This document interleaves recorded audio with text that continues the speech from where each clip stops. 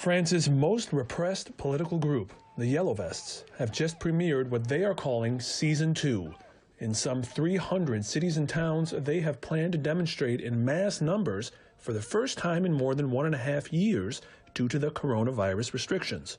3 years ago, the Yellow Vests first donned the reflective protective gear required in French cars to protest regressive gas tax hikes amid record petrol prices. This week, energy costs hit all-time highs in multiple areas. After 3 years, nothing has changed, except for the fact that things have gotten even worse for the average French person. Life has gotten so much more expensive, but Macron doesn't even care. He doesn't see the demands of the Yellow Vests, or even the French people as worthy of his attention. The Yellow Vests were not only the biggest essentially class-based political movement in the Western 21st century, but they were also incredibly popular. 30 other countries started their own Yellow Vest movements. French polls showed them consistently around a 60% approval rating, and that's despite a constant mainstream media campaign against them.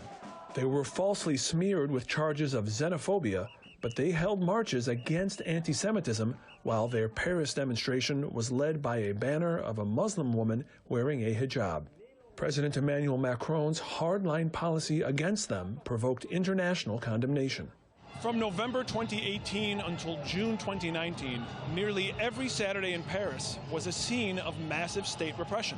The world was shocked by French-style democracy, which uses indiscriminate tear gassings, rubber bullets, and violence against unarmed protesters while still claiming to be a beacon of political and human rights.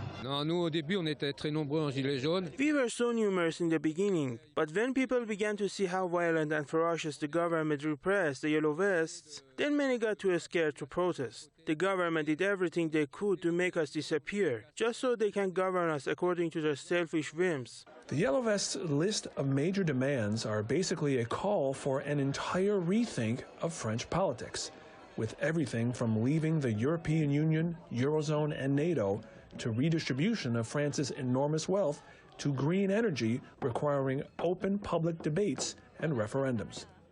The Yellow Vests say they'll keep marching in the Saturdays to come, which may prove decisive during the presidential election in April. Ramin Mazaheri, Press TV, Paris.